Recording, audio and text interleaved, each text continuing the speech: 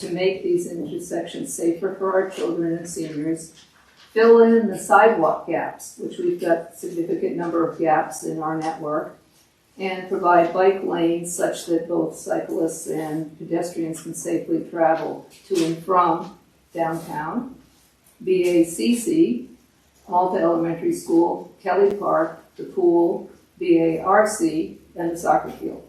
So that's the concept. This project will bring additional businesses into Ballston Spa from the Zim Smith Trail, and the county is planning on extending that trail eventually up to the state park. Adding bike lanes will also slow traffic by narrowing the travel lanes on streets, as was shown in the demonstration project. The grant pays for the design, the engineering, and the construction of improvements. So we've got sort of a concept idea of what we'd like to improve here, but the detailed design and engineering would be funded by this grant. The process also includes significant public input, so it's not like, we're going to go off and do it without having public input. Saratoga Springs received these funds in 2018 and are using them to complete their trail system. This grant requires a match. It's a 20% match, which will be expended over the next 2 to 3 years as the project progresses, the majority of the money when we hit the construction phase. The total required by VHB, that's our transportation engineering firm that worked on the pedestrian and bicycle master plan, they've estimated it to be approximately $1.1 million to do what we'd like to do, which includes, by the way, that includes a 25% contingency, because they put a very large contingency on because we're at a very concept stage. So the maximum match would be $225,000, which would be spent over 3 years. The $225,000 would actually, essentially get us $900,000. So this is the way most grants work. You've got a match. Now, this grant application is due at the end of the month, September 29th. That's why I'm presenting this here. And it won't be available for another 2 years at least. So I am asking the board to pass a resolution, which I guess I can read it here. The resolution authorizing a TAP CMAQ grant application and funding for the Ballston Spa pedestrian bicycle intersection and linkage enhancements project. Whereas the Village of Ballston Spa Village has undertaken a pedestrian and bicycle master plan, and the initial results of the study show there are gaps in our sidewalk network, insufficient facilities for bicycles, no direct connection to the Zim Smith Trail, and suggested improvements of conditions for pedestrian and bicycles at 3 intersections, East High and Hyde, Malta Avenue and Hyde, and Malta Avenue and Ralph Street. And whereas the village seeks to improve pedestrian and bicycle access and safety in the village through an application to the New York State Department of Transportation Alternatives Program and Congestion Mitigation and Air Quality Improvement Program to obtain funding for improvements. And whereas the estimated budget for these improvements is approximately $1,126,742 with a 20% match of village funds estimated at $225,348 based on total project costs. This would be the cap, in other words, these funds. Therefore, it is resolved that the mayor or his designees are hereby authorized to execute such documents as may be necessary and be required to submit this application to TAP CMAQ for the Ballston Spa pedestrian bicycle intersection enhancement project. All right, thank you, Trustee Kormos. I appreciate the effort that's gone into this analysis. And I particularly appreciate the citizen involvement in the pedestrian and bicycle access project. And I would support everything you're trying to do, because I think pedestrian and bicycle access is important and should be provided. But where I stumble is the price tag, because I've said consistently now for the past 2.5 years that I want to improve the infrastructure. I want to improve the water system, the sewer system, the streets, replace our obsolete equipment that keeps breaking, fix up the buildings that haven't had any maintenance in God knows how many years. And as we all know, that's a huge amount of money to do that. And it's not that I would oppose any of this, because I wouldn't, but it's not for me the priority that those other things are. Mm-hmm. I have some answers to that. Since our main infrastructure, 25% of our users of water and sewer are outside the village. 45% of our revenues come from outside the village. Water possibly, not sewer. Well, yeah, if you look at both of them. But let's say water is our immediate need. I believe that the funds to pay for those improvements should come from those water and sewer fees. Of outside users only? Are you suggesting outside users only? No, inside users too, but it should, we've talked a number of times about separating out water, and so that water fees come and be used for water. Also, I think an important factor is that we just received a report from G&G Municipal Consulting on our income survey, which is something I had recommended that we get done, because I suspected that our median income as reported to the census was overstating how much income we have. You just heard Chief Bush describe the population that's not so visible in this community, that is not wealthy, is not even middle income, is struggling. So the results of that study has shown that we now qualify as a hardship community. It's not something you want to put on, a banner, but the fact is that now that we qualify, and this report that he did is good for the next 5 years as we apply for grants, we can now qualify for zero interest loans from USDA for both our infrastructure and our buildings. That's essentially free money. We can borrow it, and we can stretch out the payments to make those infrastructure improvements. That is what, as we've talked in the past, the Village of Corinth has done. They've received $40 million in loans and grants in the last 7 years because they're a hardship community, and I think we should do the same. Another point is our economic development study, the focus group results. What are the top 3 challenges in the village? Sidewalks, pedestrian crossing, upgrade water and sewer. Top economic development goals: sidewalks, pedestrian crossings. If we got $10 million downtown revitalization initiative grant, what will we spend it on? Improve and reconstruct sidewalks, sewer and water expansion and improvement. Any other discussion from any other trustee? I would just say that this is an opportunity for us to basically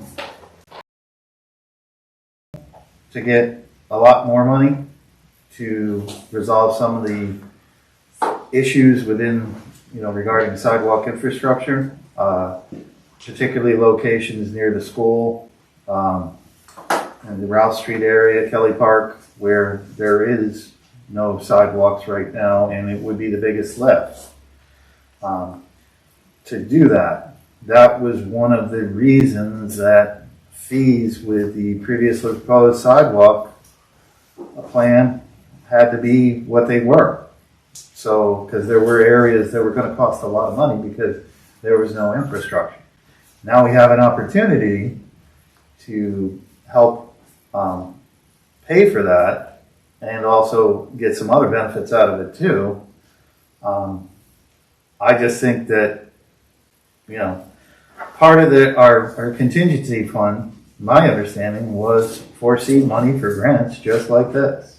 So I mean, the other option, I guess, would be that we include it in a sidewalk fee plan when we look back at it, which, wasn't very popular either. So I guess I know that whatever we do with our contingency fund, we can't tackle the problems of sewer. It's not enough money.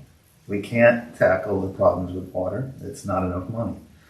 We're going to need grants for those items as well. We certainly can address some of our aging equipment and replacement equipment, but the things that have become topics of discussion in recent meetings are the sewer, the water, and the sidewalk. I think we are going to have to do something about the sidewalks, and as we all know, nothing's free. So I'm a proponent of this grant application. The money would be over 3 years. Is that correct, Liz? Yeah, should be over the next. So it would, our portion of it would be split over a 3-year period. So I don't think we would have to take the blow all at once, and it would give us an opportunity to come up with some ideas on how to, compensate for that cost. We can actually use some other funds if we get them, state funds for the match. But, we're not applying to anything right now, so we need the village to commit to it. Okay. Can I just make a word of what Sean Raymond just mentioned about the contingency? As you are all aware, we did have to use contingency of potentially up to $35,000 just for a DPW vehicle. $15,000 for the Sewer truck, yeah. There are a lot of expenses that the village does have in just keeping up and replacing vehicles and equipment just to keep us running every day. I'm not making one thing more important than another, but when Trustee Raymond does mention that some of the bigger projects we have, such as water and sewer, are not easily spent on the money that we have now, as Trustee Foremost just said, we are now eligible for our USDA loans of 0%. And I think our funds might be worth more in going to our DPW replacement, other department replacements, even police vehicles, and as well as some water and sewer infrastructure over the sidewalk plan. All right. Can I assume, Mr. Mayor, we're not going to take public comment right now, right? I don't want to do public comment. I'd like to make a comment as part of the study group of the sidewalk program. Excuse me, it's not your turn. Well, excuse me, Liz, I didn't mean to interrupt. Well, I'm sorry. I'm sorry. That's enough. Well, I want to share my thoughts when we have. We'll have to wait for public comment. So can I assume that you're making a motion that we pass this resolution? Yes, I am. Foremost. Motion by Trustee Foremost. Is there a second? Second. Second by Trustee Raymond. And the format of the resolution calls for me to poll the board and each member vote aye or no. First, Mayor Woolbright. I will vote no. Isn't it time for discussion? I thought we already had all that discussion. I was haven't interested heard in from getting- everybody. Yeah. But anyway, I just want to second what Sean said. I won't be long-winded. But I agree, you take your opportunities when they're available. Sidewalks are a high priority. I think we can afford it. It'll be paid back or paid over several years. We have added about 200,000 or so. It's not final yet, but just this past year, the general fund. And so I think we can afford it. I think it's a good opportunity. This is how you improve your village, is by taking advantage of grant opportunities when they arrive. We've done all the groundwork to get to this point. We're a strong application. We still might not get it, in which case it'll all be moot, but I think it's worth trying to get and really improving this village when we have that chance to do so. And again, I think we can afford it. We will pay for the major improvements through grants and loans, and we have enough to match those grants, and we will have enough in the future. So I support this opportunity. Okay, can we proceed with the vote? Can I, Go just, ahead. excuse me, what is the timing of this? When, you know, we're gonna put it, if you put in this application, when does it come through? I think it comes through somewhere around the end of the year. And then there's the whole period of where we have to find who we want to work with, and that's why, you know, we applied for the planning grant in 2019, but we didn't actually start it until well into 2020 before we had, you know, the first bills. So Okay, there's a whole process on these grants. yeah, and so it's likely that it is going to be, it would be an item that would be budgeted in the 23, 24, so it's, okay, so it's not, okay. I'm not gonna be, I just agree with everything that Sean and Liz and Ben have said. I really think for me this is more about sidewalks, and it's a way of that we have a big problem here with sidewalks, and this is a way even more. I mean the bicycle is that's excellent, but I think the Malta Avenue, all the routes to schools and that kind of the safety issue is really very important. And I think that this is an opportunity, and I think we should go for it. All right, may we proceed with the vote? We have a motion on the floor by trustee Cormo, seconded by trustee Raymond, to pass the resolution. I'll poll the board. Mayor Wolverine, no. Trustee Cormos, Yes. yes. Trustee Baskin, Yeah. yes. Trustee Raymond, Yes. yes. Trustee Fitzpatrick, Yes. yes. Resolution passes 4-1. Mr. Mayor, Yes. there's an agenda item I asked to be put on the agenda a couple weeks ago. Can I just introduce that topic briefly? I'm not sure what you're referring to. It's about department head reports and reporting and presentation. I'm not sure that needs any discussion. I've been talking to the department heads and working on setting it up. What I'm proposing is that on a regular basis, and that is open for discussion, department heads come to village board meetings to talk about their departments, what they've done, what they're planning to do, what their concerns are, their issues. And I think that would be helpful. Other towns and villages do that. Initially I was thinking quarterly, but maybe that's too much, but at least once a year, maybe twice. Maybe once they come as, as something that they need to do, and then other times they're encouraged to come.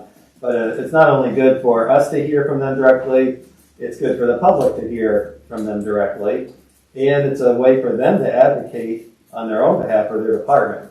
So it's in their advantage as well, I think, to come before this group to talk about what they're doing and what their department's doing, what their needs are. So that's what I'm proposing. As part of that, I'd also be interested in having a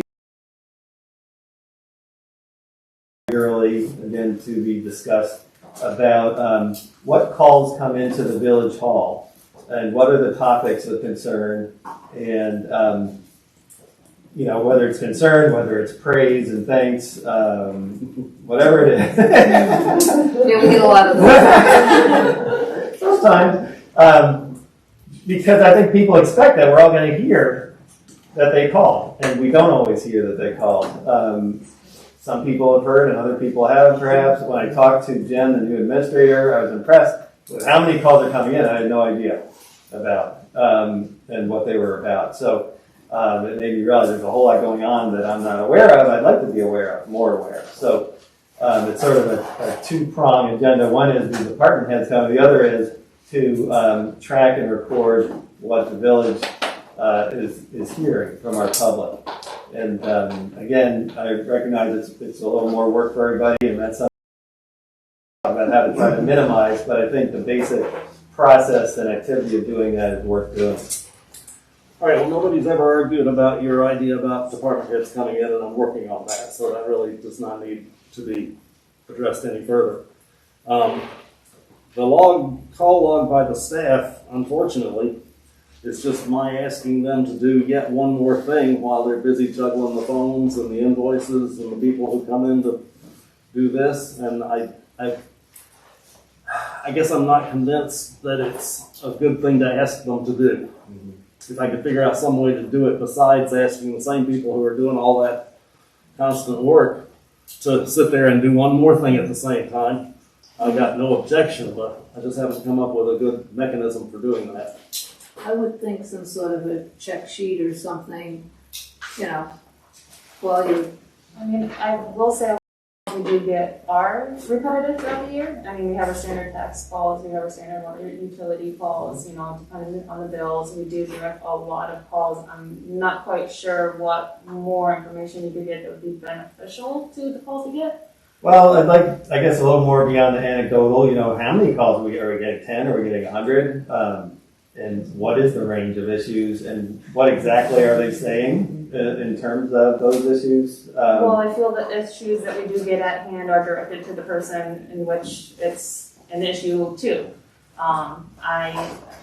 but like when we heard, I think, from Bob Kavanaugh about people being very upset about, fine, it was news to us. We didn't know that people were I think some of that making very angry calls, and we'd like to know if, people are, and if it is a multiple thing, not just one, you could have one person who gets upset about a tax bill or something the village did, and that's not really worth It would be bringing to our attention. useful data. Yeah. To get an idea on trends. Like you said, if there's a complaint about a fee, well, what percentage of the actual population complained about the fee? Is it, a significant amount? Is it a small amount? Those are kind of things that would be useful to know. I agree with Larry. I think our staff is already overwhelmed. So if we're going to do anything, it has to take very little time for them to do. And it would, if there is a template like you're discussing that could be quickly done while they're on the phone, taking down the information, that's great. I think another possibility is, have we considered maybe having like an email complaint form on the website? we do have a So you do have that. So is there a way to collate that data and send it out so that we, because I often find, I think that the burden falls on the mayor to address all these, and many hands make the work lighter. And if there's something that the individual skill sets of the trustees that can handle for something, or respond to these, maybe we can just make it that much easier for you, because I know you mentioned once or twice your emails pile up quite a bit because you get quite a few. So I think I don't want to unnecessarily burden the staff, but we should have some sort of mechanism where we can disseminate that information, and maybe we can help respond in a timely manner. I will continue to discuss with the staff possible mechanisms that might work, that might not overwhelm them. Right. I mean, you're really interested in outliers. You're really interested in hearing about if something's a particular problem. It doesn't matter if it's just a routine call that can be solved by, somebody. Right. That's really, and it's really if something rises to the level of, discomfort, or if they're getting, 10 calls in a row with somebody. Yeah. Okay. Frequency You're not looking, and I get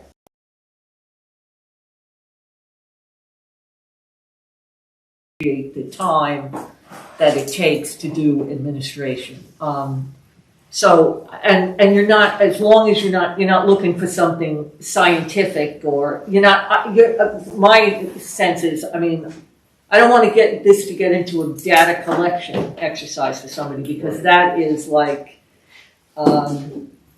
really beyond the beyond. People just don't need to be doing that, but just trends if you're really interested in, right? That's what I would think. That's what I would support, trends, and I'd even take, anecdotal. I mean, I don't think you have to have a scientific data collection project on this. I really don't.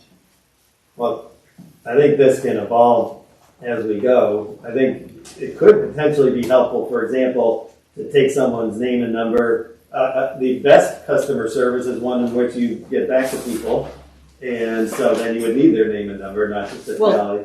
But also, you don't know if something's just routine or extraordinary until time goes by and you see what the trend is. So, for example, I didn't know how many and what variety of calls the Department of Public Works was getting. Like, just from random people, there's a tree overhanging the sidewalk, there's a bunch of crap on this person's lawn. Like, that would be good to know. It actually would speak towards, trying to get more staff, if that's even possible, or whatever it is. But it helps us know the priorities. It may seem, to a real issue. So I would be interested. Again, I also am sympathetic, sensitive to the time consumption piece of this. But at the same time, it would be very helpful for us to be accountable, for them to be accountable, for us to be responsive to have this kind of information available. Well, I'm assuming that the staff is responsive. I'm assuming that they do, that they do write things down and get back to people. I'm making that assumption. But are we responsive? Well, so sometimes the people call the village. They're not expecting it to stop with the clerk, for instance. They might expect that we, their representatives, are hearing from them and knowing that they actually called and may respond. And I know the mayor, you might get a lot of that. Help answer the phones anytime you want. What? You're welcome to come sit down. Well, obviously you're being sarcastic. Well, no, because I'm not. I actually work a job during the day. And they don't. And they don't. So what I'm saying is I can't take off to do someone else's job. I can't do it. So what I need is help to do this job, which is after my job that pays my bill. So it's not helpful to say that because I can't do it. It's not possible. So Okay. I'd like to think of some productive conversation we could have about this. Also, if you're talking to your department heads, are you prepared to talk about the details now, or can we do that in 2 weeks, where you have a plan where they're coming in? You said? No, I do not have a plan. So when would you be We're having prepared? discussions. What? We're having discussions. I am not prepared to present a plan. Right. So in a couple weeks or a month, And I will continue to have something. discussions with the staff about to what extent we can. Right. All right. Good. So we'll bring it up again in the future. Thank you. And then we'll move on to public comment. And I will remind people, please, to give us your name and address for the record. And you might want to say it clearly because Terry's not here tonight and she knows most of you. So make sure the tape recorder picks it up. And I would also ask, given that it's 8:20 and some of us haven't had dinner, that we hold it to just a couple minutes apiece. And you just look patient. No, I didn't even look patient.